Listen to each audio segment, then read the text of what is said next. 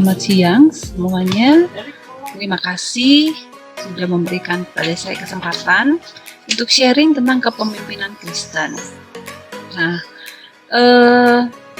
sebelum kita membahas tentang kepemimpinan Kristen, saya mengucapkan selamat dulu untuk para siswa yang sudah terpilih untuk menjadi calon pengurus OSIS ya di SMPK Yahya. Nah, kita akan bersama-sama belajar tentang kepemimpinan Kristen. Tapi sebelum saya membahas tentang kepemimpinan Kristen, beberapa waktu yang lalu saya sudah titip pretest ya untuk dibagikan dan mungkin kita bisa membahas sedikit ya tentang apa yang sudah saya tanyakan beberapa waktu yang lalu.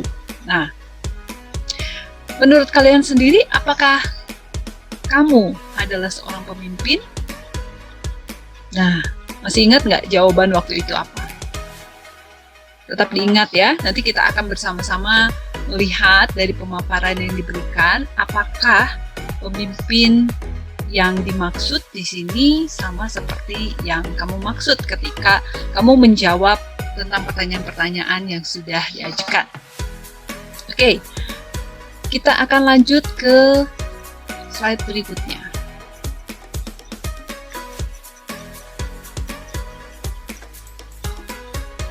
Nah, karena hasil pretestnya saya belum tahu, jadi kita tidak bisa terlalu rinci membahasnya. Namun, muncul pertanyaan berikutnya. Mengapa sebetulnya kita harus belajar tentang kepemimpinan? Ya, ada beberapa poin yang menjadi pemikiran ya, kenapa kita harus belajar tentang kepemimpinan ya. Mungkin kalau kalian berpikir bahwa ini kan hanya menjadi seorang pengurus OSIS, saya kan bukan menjadi presiden atau misalnya menjadi gubernur gitu ya. Tapi kenapa sih harus diberikan pembekalan? Setiap tahun, setiap kali ada pemilihan pengurus OSIS ya, tentu sekolah akan menyelenggarakan latihan dasar kepemimpinan untuk para siswa yang dipilih untuk menjadi calon pengurus OSIS. Kenapa seperti itu? Nah, ini ada beberapa alasannya. Yang pertama adalah dengan kita belajar mengenai kepemimpinan, kita memiliki pengetahuan yang lebih gitu ya, dan pemahaman sebetulnya apa itu pemimpin, apa pentingnya menjadi seorang pemimpin, dan kenapa orang itu ketika dia menjadi seorang pemimpin menjadi signifikan karena dia memiliki pengaruh terhadap orang-orang yang dipimpinnya. Nah, karena pengaruhnya inilah, maka seorang pemimpin perlu mengetahui juga cara untuk memimpin. Karena kalau misalnya dia tidak menggunakan cara-cara yang efektif, maka yang akan terjadi apa? Yang akan terjadi, mungkin dia punya ide yang bagus, mungkin dia punya cara untuk mewujudkan tujuan yang baik gitu ya. Mungkin dia punya visi yang baik, tetapi ketika dia tidak mengetahui caranya, maka visi atau tujuan yang ingin dicapai jadi sulit untuk dicapai bersama-sama. Nah, demikian juga sebaliknya ya. Kalau misalnya seseorang pemimpin, mereka tidak tahu dampak kepemimpinannya terhadap orang-orang yang dipimpin, maka kemungkinan dia akan sembarangan memimpin dan tidak tahu bahwa ini akan berkelanjutan ya pengaruhnya kepada orang-orang di sekitar orang yang dianggap sebagai pemimpin itu ya. Kalau pemimpinnya positif, maka dampaknya juga positif. Tetapi celakanya kalau misalnya seorang yang memiliki posisi sebagai seorang pemimpin, dia justru memberikan dampak atau memberikan pengaruh yang negatif. Nah, bisa terbayangkan seperti apa? Tentu pengaruh negatif itu akan terus merembet atau seperti efek domino ya, akan menjalar kepada orang-orang yang lain yang dipengaruhi oleh orang tersebut. Nah, itulah sebabnya kenapa kita harus belajar tentang kepemimpinan. Kalian dipilih sebagai calon pengurus OSIS tentu bukan karena kebetulan, ya. Kita tidak percaya dengan kebetulan, ya. Kita tahu bahwa Tuhan yang menentukan, bahwa Tuhan yang punya kehendak sehingga kalian bisa menjadi orang-orang yang dipilih dan menempati posisi-posisi strategis, terutama dalam kepengurusan OSIS ini ke depan, ya. Kemudian, kenapa kita harus belajar tentang kepemimpinan? Karena seorang pemimpin itu dia punya pengaruh terhadap orang-orang yang ada di sekitarnya, dan kalau misalnya dia tidak bisa memberikan pengaruh secara efektif, maka dia perlu waktu lebih lama, ya. Dia perlu usaha yang lebih banyak untuk mencapai tujuannya. Sementara kita punya waktu di dunia ini terbatas. Kita tidak hidup selama-lamanya. Ya, itu sebabnya kita juga harus tahu bagaimana cara melakukan atau menggunakan kepemimpinan yang kita miliki untuk bisa memberi pengaruh yang efektif kepada orang-orang di sekitar kita. Nah, kita lihat yang selanjutnya. Mungkin kalian pernah dengar, ya, ada berbagai macam gaya kepemimpinan. Kepemimpinan itu ada banyak gayanya, ya. Ada yang disebut sebagai otoriter, pemimpin yang otoriter. Mungkin kalian pernah mendengar, ya, orang-orang dengan gaya kepemimpinan otoriter biasanya apapun yang mereka katakan diikuti. Nah, apakah ini pemimpin yang efektif? Mungkin ya, tetapi juga coba kalian hayati. Kalau kalian memiliki seorang pemimpin yang otoriter, apakah kalian mau mengikuti orang itu?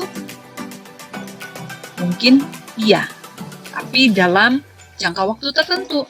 Ada saatnya di mana kalian merasa bahwa kalian ingin lepas dari pengaruh orang ini. Kenapa? Karena biasanya orang-orang otoriter, ya, tidak memperhatikan kepentingan orang lain, ya, tidak melihat bahwa orang lain juga perlu diperhatikan, orang lain juga perlu dibantu, gitu ya. Biasanya yang dipentingkan atau yang menjadi fokus, gitu ya, menjadi fokus utama adalah ambisinya sendiri. Itu adalah tipe-tipe kepemimpinan otoriter. Nah, biasanya mereka akan memimpin dengan keras, apapun yang mereka maui, mereka punya cara tersendiri untuk memaksa orang, ya. Jadi memaksa orang untuk melakukan apa yang dia inginkan. Jadi kadang-kadang orang-orang otoriter ini yang dituju, ya, atau yang ingin dicapai bukan kepentingan bersama, tapi biasanya kepentingan pribadi, gitu ya. Nah, ini yang biasanya membuat orang-orang dengan tipe kepemimpinan otoriter ini pada akhirnya akan jatuh. Kenapa? Karena ada saatnya di mana orang-orang yang mengikuti dia sudah tidak tahan dan tidak lagi mengikut, gitu ya, atau mengabdi kepada tipe pemimpin otoriter. Nah, kemudian tipe pemimpin yang lainnya adalah tipe pemimpin demokratis, ya. Nah, ini adalah tipe pemimpin yang agak bertolak belakang, ya. Kalau yang tadi otoriter itu biasanya orang-orang yang mengikutinya sangat takut, gitu ya, tidak berani menolak, tidak berani membantah, gitu. Tapi ada saatnya ketika orang-orang yang sudah tidak tahan dipimpin oleh orang-orang tipe otoriter ini, mereka akan mengumpulkan kekuatan, mereka akan mengumpulkan segala daya upaya, gitu ya, dan akhirnya mereka memberontak. Nah, akan muncullah tipe pemimpin atau gaya kepemimpinan yang lain yang bertolak belakang dengan gaya kepemimpinan otoriter, yaitu gaya kepemimpinan demokratis. Jadi kalau demokratis ini justru berkebalikan dengan tipe kepemimpinan otoriter tadi, ya. Jadi kalau tipe kepemimpinan otoriter itu fokusnya pada kepentingan pribadi biasanya. Sementara tipe kepemimpinan demokratis itu mereka akan menaruh perhatian kepada kepentingan orang banyak, ya. atau di sini disebutnya sebagai demokratis, itu biasanya rakyat ya, atau ya kepentingan orang banyak. Jadi kalau orang banyak kebanyakan gitu ya punya kebutuhan itu sesuatu, nah itu yang akan diusahakan. Itu tipe atau gaya kepemimpinan demokratis. Dan biasanya orang dengan gaya kepemimpinan demokratis ini banyak dicintai oleh pengikut-pengikutnya, gitu ya. Nah, tapi namanya dunia ya, situasi terus berubah gitu. Sulit mencari orang yang betul-betul dicintai oleh banyak orang ya. Jadi biasanya hanya sebagian saja gitu ya, karena tidak semua orang menyukai tipe yang sama kan ya. Contohnya saja misalnya kalau kalian memilih teman, pasti temannya beda-beda kan ya. Ada yang suka teman yang kalem gitu, bicaranya lembut, tidak terlalu banyak gerakan kalau berjalan atau berbicara. Tetapi ada juga tipe orang-orang yang lebih suka itu memilih teman yang kalau bicara itu ceria ya, tempo bicaranya cepat dan aktif gitu ya, energi. Nah, untuk memilih teman saja kita punya selera yang berbeda-beda, apalagi kita memilih seorang pemimpin ya, dimana kita mempercayakan kepada orang tersebut apa yang menjadi cita-cita kita gitu ya, kita simpan atau kita percayakan kepada pemimpin kita untuk bisa diwujudkan bersama-sama.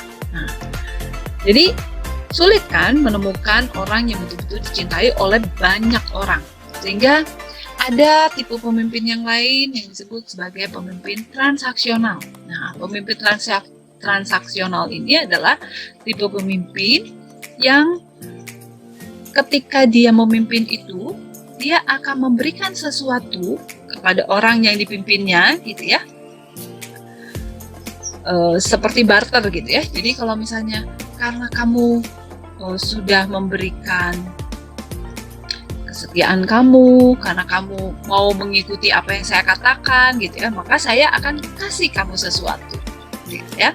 Misalnya seorang pemimpin yang melihat bawahannya itu misal rajin bekerja gitu ya, datang paling cepat dan selalu membereskan pekerjaannya lebih rapi. Nah, maka pemimpin akan memberikan perhatian lebih kepada orang ini, entah itu diberikan kepercayaan atau bahkan diberikan misalnya penghasilan yang lebih gitu ya, dikasih bonus. Kalau orang lain misalnya hanya diberikan 100%, nah kepada orang ini 120% misalnya ya. Nah, itu transaksional. Yang kemudian adalah tipe pemimpin atau gaya kepemimpinan transformatif. Nah, apa itu transformatif? Pada zaman sekarang ya, muncul tipe-tipe kepemimpinan yang baru karena situasi berubah, karena tuntutan zaman berubah, maka cara kita memimpin juga dituntut untuk terus berkembang ya. Maka gaya kepemimpinan itu tidak melulu hanya otoriter dan demokratis ya. Nanti kita akan mengetahui sebetulnya yang saya ungkapkan di sini baru 4 ya, tapi ada begitu banyak gaya-gaya kepemimpinan yang lain yang bisa kalian pelajari atau ketahui. Tapi secara umum saya hanya mau memberikan gambaran yang ini saja dulu ya. Jadi kepemimpinan transformatif itu yang seperti apa? Jadi pemimpin yang bisa mengajak ya atau membawa orang-orang yang dipimpinnya untuk mengalami perubahan. Tentu perubahan ke arah yang lebih baik. Ya, itu adalah pemimpin yang transformatif. Jadi pemimpin transformatif itu bukan hanya menuntut kamu harus begini, harus begitu gitu. Tapi juga bersama-sama dengan orang-orang yang dipimpinnya ya, mengajak berubah untuk mencapai tujuan yang lebih baik gitu ya. Nah, ada nggak sih sebetulnya gaya kepemimpinan yang sempurna gitu ya? Ya, sulit. karena situasi selalu terus berubah dan setiap kondisi dan orang yang dipimpin itu memerlukan tipe dan gaya kepemimpinan yang berbeda gitu ya.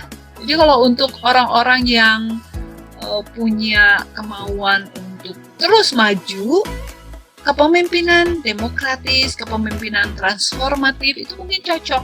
Tetapi untuk beberapa orang ya yang mereka tidak memiliki keinginan untuk maju atau wawasannya sangat terbatas gitu. Kemungkinan justru orang-orang yang seperti ini ya memerlukan pemimpin yang otoriter.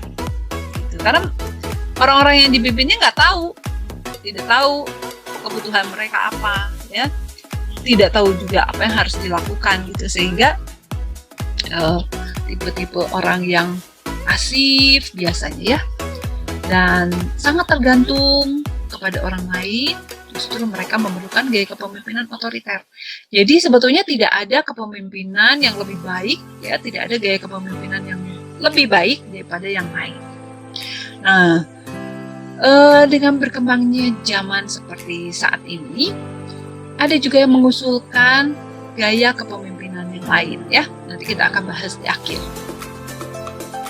Nah, saya mau menjelaskan dulu menurut John C. Maxwell, dia adalah seorang trainer dan motivator untuk para pemimpin-pemimpin ya. Dia menyebutkan seperti ini, bahwa kalau misalnya kita mau jadi seorang pemimpin, nah, kita itu nggak bisa langsung berada di puncak, tapi kita harus setahap demi setahap gitu ya, harus belajar dari tahap yang paling rendah dulu. Mungkin saat ini kita sedang belajar memimpin ya pada level yang paling awal, level yang paling rendah. Apa itu level yang paling rendah? Level yang paling rendah itu adalah kita memimpin karena posisi, ya, position. Jadi kita memimpin karena kita berhak untuk memimpin orang lain. Kita mengarahkan orang lain, kita mengatur orang lain karena kita punya hak. Nah, tapi coba bayangkan ya, misalnya saat ini kalian menjadi seorang ketua OSIS, terus kalian memberi satu komando atau suatu perintah kepada teman-teman kalian. Teman-teman kalian merasa bahwa, oh iya, karena dia adalah ketua OSIS, maka perkataannya harus diikuti, harus dituruti. Nah, maka arahan, perintah yang diberikan oleh kalian sebagai seorang ketua OSIS dilakukan oleh teman-teman kalian. Nah, tipe yang seperti itu atau level yang seperti itu adalah kita memimpin karena kita memiliki posisi. Ya, sebaiknya kita bukan hanya menjadi seorang pemimpin karena posisi, tapi kita belajar lebih lanjut pada level yang berikutnya. Ya, permission.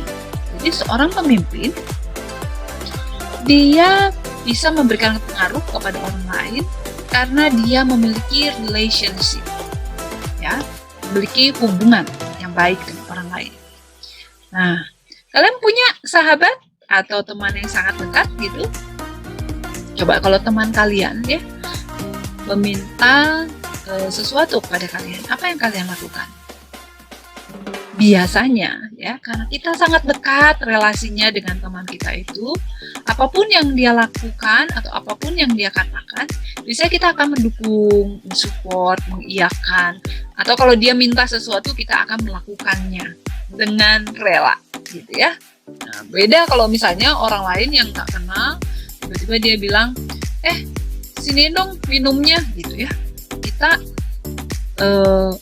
meskipun mungkin kita posisinya dekat dengan tempat minum gitu, tapi kalau orang itu tidak ada hubungan sama sekali dengan kita, mungkin kita akan berpikir, ini siapa sih gitu ya? Apakah saya harus mengikuti perkataan dia? Nah, perkataan orang yang kita tidak kenali biasanya tidak memberikan pengaruh yang besar kepada kita. Kenapa? Karena kita tidak punya relationship, ya, kita tidak punya hubungan yang erat dengan orang itu.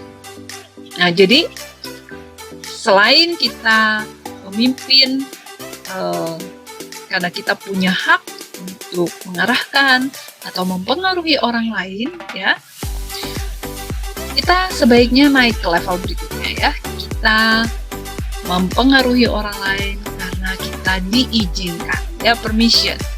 Kita diberikan wewenang gitu oleh orang tersebut karena kita punya relationship. Nah, tahap yang berikutnya atau level yang berikutnya adalah production. Nah, production itu adalah orang yang memberi pengaruh kepada orang lain karena dia menunjukkan result yang baik. Contoh misalnya, biasanya siswa yang nilainya selalu baik, ya, ketika menjawab pertanyaan dari guru, jawabannya tepat, ya, dia akan mendapatkan posisi di hati teman-temannya, bahkan di hati guru, ya, sehingga ketika orang yang cerdas tersebut mengatakan sesuatu, ya, atau menyatakan pendapatnya, biasanya pendapatnya ini akan mempengaruhi teman-teman yang lain. Bahkan bisa juga mempengaruhi guru. Kenapa? Karena dia menunjukkan result yang baik. Ya, jadi ketika orang bekerja dan hasil kerjanya itu positif, dia sudah menjadi seorang pemimpin dengan level yang lebih tinggi. Jadi kita bisa mempengaruhi orang lain karena kita bisa menghasilkan sesuatu yang positif, sesuatu yang baik, sesuatu yang lebih daripada orang lain, gitu ya. Nah, level yang berikutnya bukan hanya kita melakukan sesuatu yang sesuai dengan kompetensi kita, tetapi level yang berikutnya adalah people development. Ya, orang menjadi seorang pemimpin karena dia memberikan atau melakukan reproduction. Apa itu reproduction? Jadi dia bukan hanya pintar untuk dirinya sendiri, dia bukan hanya punya kapasitas untuk dirinya sendiri, tetapi dia juga bisa membuat orang lain memiliki kapasitas yang sama dengan dia, ya, membuat orang lain berkembang juga sama seperti dirinya. Nah, ini adalah level kepemimpinan yang keempat, dan biasanya kalau kalian mengamati, makin tinggi levelnya, makin sulit kita mencari orang-orang dengan karakteristik seperti itu, ya. Sulit mencari orang-orang dengan karakter pemimpin yang levelnya makin lama makin tinggi, gitu ya.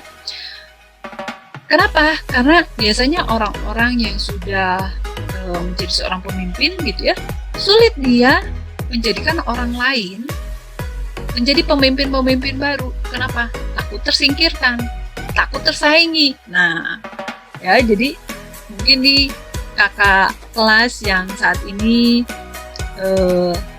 sedang menjadi ketua OSIS, gitu ya, kalau mempersiapkan adik-adiknya menjadi para pemimpin, sebetulnya kalian sudah masuk ke level yang keempat ini, people development, ya. Bagaimana kalian mengembangkan adik-adik kelas kalian supaya mereka juga menjadi pemimpin-pemimpin tangguh, bahkan memiliki kemampuan yang lebih ketika menangani permasalahan-permasalahan di dalam kepengurusan OSIS.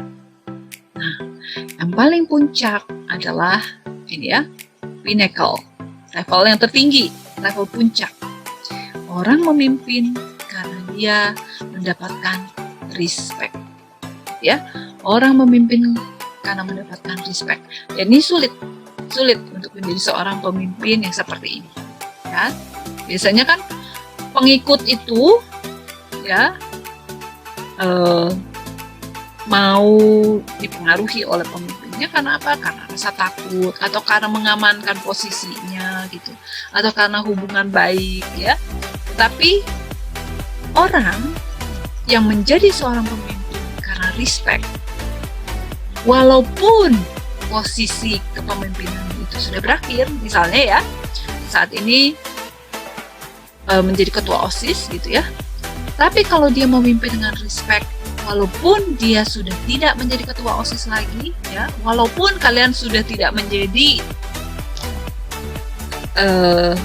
pengurus OSIS lagi, tapi kalau kalian menjadi seorang pemimpin yang memperoleh respect, maka sampai kapanpun kalian bisa mempengaruhi orang-orang yang ada di sekitar kalian, gitu, ya. Contohnya apa? Contohnya guru, ya. Guru dia memberikan pengaruh kepada kalian. Nah, Kalian kan nggak akan selalu di SMP ya. Nanti ada waktunya kalian ke SMA, ada waktunya nanti kalian lanjut ke perguruan tinggi dan seterusnya gitu. Tapi kalau misalnya guru kalian memberi saran atau misalnya menyatakan pendapatnya, nah biasanya pendapat guru itu akan didengar. Ya, kenapa? Karena guru itu mendapatkan respect. Jadi guru jadi seorang pemimpin karena dia mendapatkan respect dari orang-orang di sekitarnya atau terutama murid-muridnya, ya. Nah, ini adalah level kepemimpinan. Kita periksa diri kita masing-masing. Kita posisinya sekarang ada di mana, ya? Sampai level apa kita memimpin? Apakah selama ini orang yang saya beri pengaruh, ya, mereka itu mendapatkan pengaruh dari saya karena saya punya posisi? Nah, kalau sampai seperti itu, berarti ketika posisi kita sudah selesai gitu ya, maka biasanya kita sudah tidak lagi bisa mempengaruhi orang-orang tersebut gitu. Ya, semoga sampai sini penjelasannya cukup bisa diterima ya. Ini bicara tentang level kepemimpinan. Jadi intinya di sini begini, kita terus belajar. Jadi seorang pemimpin itu tidak pernah berhenti untuk belajar. Mungkin pada saat ini kalian merasa bahwa wah saya sih bukan pemimpin gitu ya, saya ini tuh hanya pengurus ya, saya bukan ketua. Nah, apakah karena kita bukan ketua OSIS lalu kita tidak menjadi pemimpin? John C. Maxwell mengatakan bahwa pemimpin itu bicara tentang pengaruh, ya. Seorang pemimpin memberi pengaruh, tidak lebih, tidak kurang. Jadi kalau kalian berpengaruh terhadap orang lain, berarti kalian adalah seorang leader, seorang pemimpin. Tetapi kalau kita tidak dapat berdampak kepada orang-orang di sekitar kita, maka apapun posisi kita, ya, karena kita tidak bisa memberi pengaruh kepada orang-orang di sekitar kita, maka kita belum bisa dikatakan sebagai seorang leader. Oke. Nah, yang selanjutnya saya mau membahas tentang servant leadership. Ya, karena topik yang kita angkat pada saat ini, kita mau belajar tentang kepemimpinan Kristen.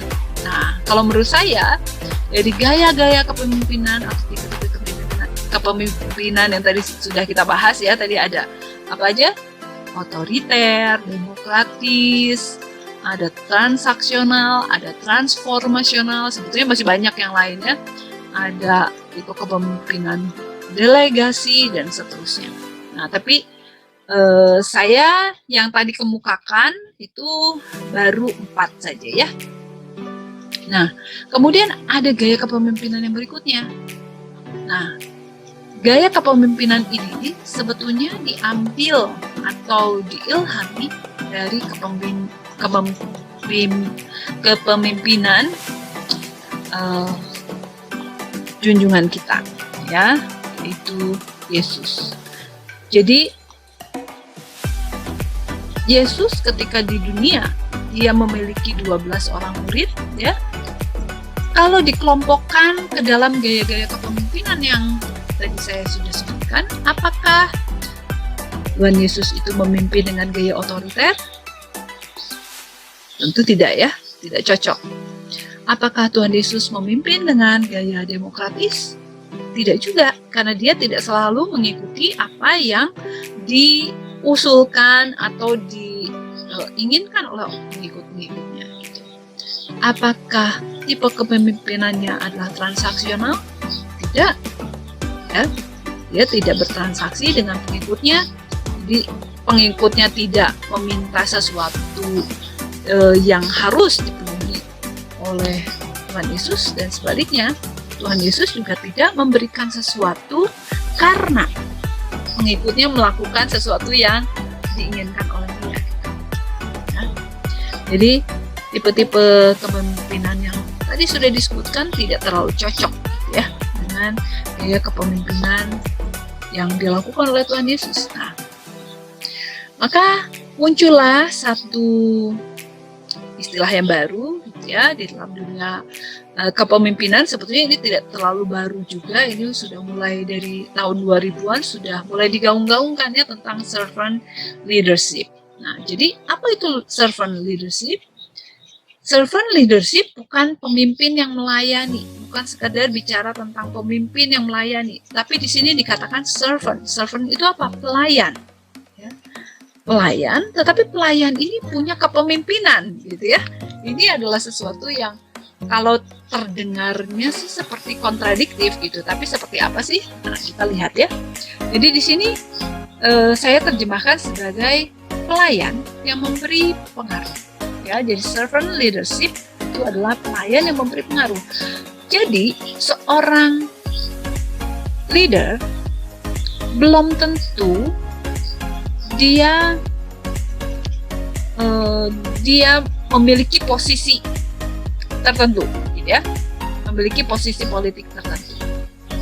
Ya, kita tahu bahwa Yesus ketika di dunia dia tidak memiliki posisi politik, entah itu sebagai gubernur atau sebagai presiden gitu ya, tidak.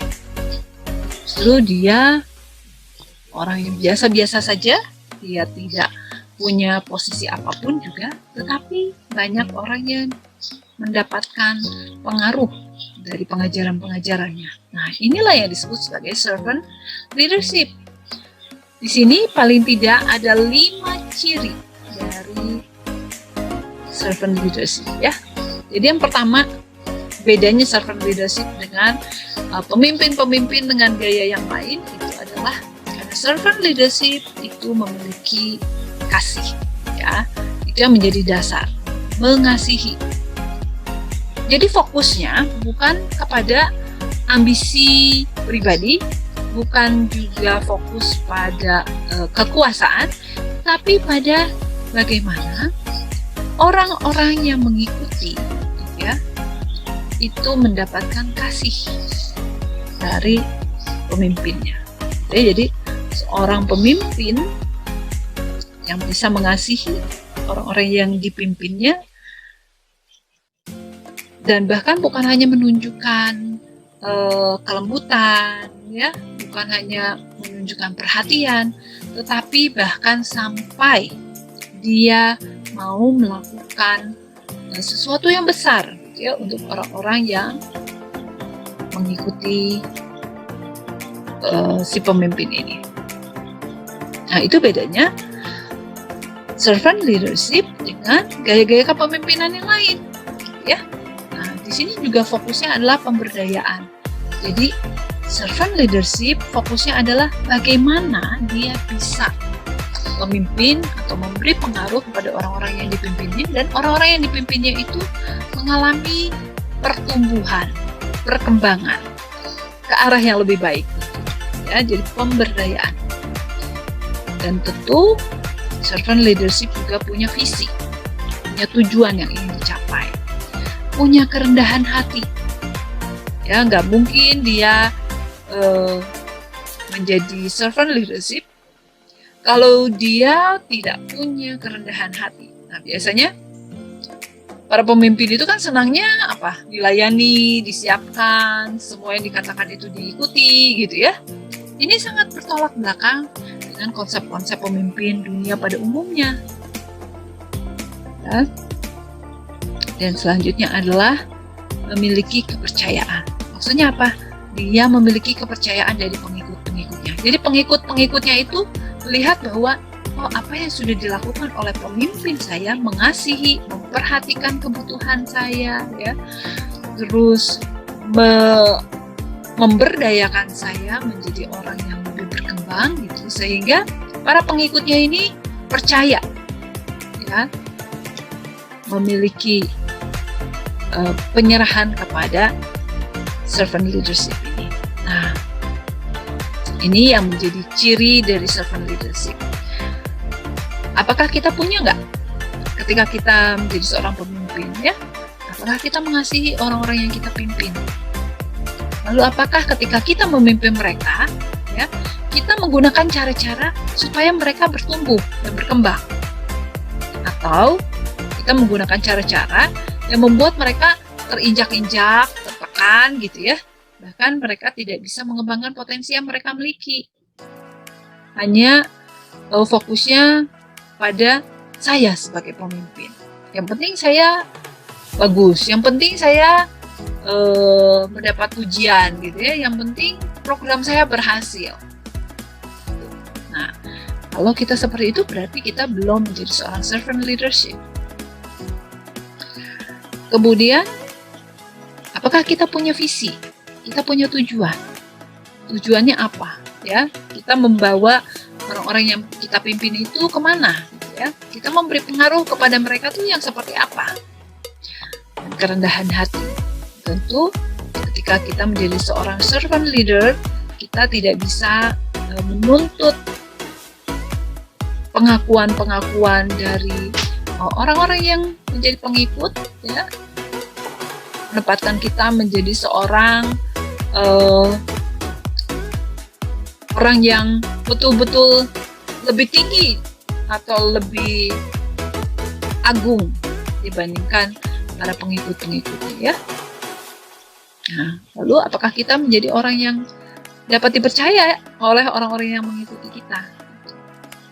Nah, contoh misalnya ketika kita membuat janji, gitu, apakah kita bisa menepati janji kita enggak? Atau ketika kita berkata-kata, apakah perkataan-perkataan kita adalah perkataan-perkataan yang bisa dipercaya? Atau terlalu banyak justru joke, ya, prank mungkin. Sehingga apa yang kita katakan diragukan sama orang lain. Ya. Nah, ini jadi renungan kita bersama. Memang untuk mengatakan atau menjelaskannya cukup mudah, ya. Mengasihi, melakukan pemberdayaan, memiliki visi, kerendahan hati, kepercayaan. Ya, hanya 5. Sebetulnya ada beberapa ciri dari servant leadership, tapi saya hanya mengambil 5 dulu, ya. Tetapi sulit untuk dilakukan. Nah, itu kita pada saat ini bersama-sama akan terus belajar untuk menjadi pemimpin-pemimpin yang bukan hanya memimpin untuk ambisi kita semata, tapi ada sesuatu yang berbeda, ya. Nah, dikatakan lagi oleh John C. Maxwell, leader is one who knows the way. Jadi, pemimpin itu harus tahu dulu jalannya, lalu goes the way. Dia bisa menjalaninya dan shows the way. Dia bisa menunjukkan kepada para pengikutnya, ini loh jalannya, ya. Itulah disebut sebagai leader. Jadi kalau kita hanya nunjuk-nunjuk orang, kamu harusnya begini dong, ini bagian kamu begini, gitu ya. Tanpa kita tahu bagaimana cara melakukannya, dan bahkan kita tidak mau turut untuk melakukannya atau mengerjakannya, akan susah kita memberikan pengaruh kepada orang lain. Nah, jadi kita sebagai seorang pemimpin memang harus kerja keras, ya. Bahkan dikatakan bahwa sebetulnya hak seorang pemimpin itu makin tinggi tempatnya, ya. Misalnya jadi seorang presiden gitu, ya.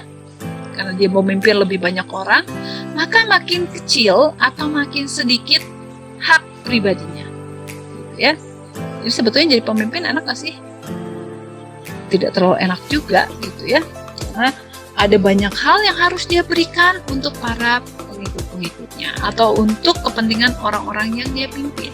Nah, namun perbedaannya, kalau kita pikir-pikir, jadi untuk apa sih jadi pemimpin, ya?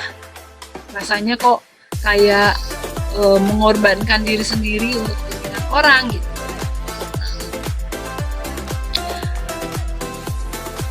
Nanti kita lihat di akhir, ya. Jadi demi apa kita melakukan semua ini, ya? Kenapa kita harus menjadi seorang pemimpin?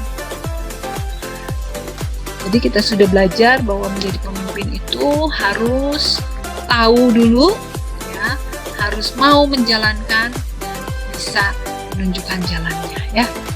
Kita sama-sama belajar nih untuk memimpin saya rasanya kok susah ya untuk memimpin orang lain atau memberi pengaruh kepada orang lain. Jadi apa yang perlu kita lakukan? Kita belajar.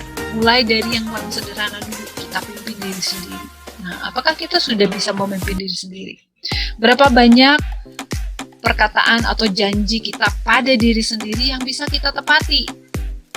Ya, berapa banyak kita bisa mengarahkan diri kita sendiri dan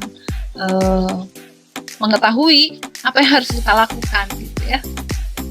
Nah, seringkali kan kita justru lalai atau kita justru abai untuk memimpin diri sendiri. Jadi boro-boro memimpin orang lain ya, memimpin diri saya sendiri aja susah gitu. Untuk menyelesaikan tugas aja, aduh, rasanya kok ditunda lagi ya. Nah, itu berarti kita harus mulai memimpin dari diri kita sendiri dulu. Bagaimana kita menyemangati diri? Bagaimana ketika kita menghadapi masalah atau menghadapi tugas yang berat, kita bisa nggak mengatur waktu, mengatur energi, mengolah emosi supaya kita bisa menghadapi masalah tersebut ya. Nah, baru nanti setelah diri sendiri kita memimpin orang-orang terdekat, entah itu adik atau misalnya teman gitu ya, kedua orang. Nanti mulai meningkat lagi, kita memberi pengaruh kepada kelompok yang lebih lagi, bukan sekedar individual tetapi kelompok kecil ya. Nanti meningkat lagi kepada kelompok yang lebih besar gitu. Nah, semua ini kita harus lakukan ya. Dan kita memimpin itu tidak mudah. Saya bilang tadi, semakin tinggi level kepemimpinan kita, sebetulnya makin berat beban dan makin banyak hal yang harus dikorbankan, ya. Tapi firman Tuhan mengatakan di sini untuk menguatkan kita, demikianlah hendaknya terangmu bercahaya di depan orang. Demi apa? Supaya mereka melihat perbuatanmu yang baik dan memuliakan Bapamu yang di surga. Ya. Kita tahu pada saat ini banyak orang menjadi influencer. Ya. Beri pengaruh. Nah, apakah pengaruh dari para influencer itu di media sosial atau di menggunakan media apapun gitu ya? Pengaruhnya positif nggak? Apakah pengaruhnya membuat orang jadi memiliki pemikiran yang lebih luas, memiliki kemampuan untuk mengembangkan potensi, memiliki kemampuan untuk mengenal dirinya dan bahkan mengenal penciptanya? Atau justru influencer ini sekedar memberi influence yang negatif? Nah, kalian di sini yang mengetahui bahwa seorang pemimpin punya kesempatan untuk memberi pengaruh, jangan sia-siakan. Berilah pengaruh yang positif. Bawa orang-orang yang ada di sekitar kalian kepada perkembangan yang lebih optimal. Bawa orang-orang ada di sekitar kalian untuk bisa mengenal siapa yang menciptakan dia. Ya, mengenal siapa penciptanya. Itu menjadi sesuatu hal yang penting. Karena kalau kita tidak tahu siapa yang menciptakan kita, maka kita tidak tahu juga untuk apa kita hidup. Ya. Jadi kita menjadi seorang pemimpin mudah? Tidak mudah. Tapi untuk apa kita melakukan itu? Karena ini ya, supaya mereka melihat perbuatanmu yang baik dan memuliakan Bapamu yang di surga. Nah, jadi itu bedanya pemimpin Kristen atau kepemimpinan Kristen dengan kepemimpinan yang lain. Jadi kalau kepemimpinan yang lain fokusnya pada apa? Pada kemajuan gitu ya, pada profit mungkin, pada keuntungan, pada kuantitas. Ini sebatas seperti itu. Tapi kalau kepemimpinan Kristen, kita memberi pengaruh supaya apa? Bukan kita yang diagung-agungkan atau disanjung-sanjung, tetapi supaya orang lain melihat, oh, seperti itu ya. Dan mereka akan memuliakan Bapa yang di surga. Ya. Luar biasa kan kalau kita menjadi alat dari Allah pencipta langit dan bumi. Nah, jadi siswa dan siswi SMPK Yahya yang pada saat ini sudah mengikuti LDK, selamat. Semoga kalian menjadi pemimpin-pemimpin yang memberikan positive influencer, ya. Nanti akhir saya ingin mengucapkan terima kasih dan semoga apa yang sudah saya paparkan ini bisa bermanfaat dan membuat kalian menjadi pemimpin-pemimpin yang tangguh dan terlebih daripada itu semua menjadi pemimpin-pemimpin yang memuliakan Bapa di surga. Terima kasih.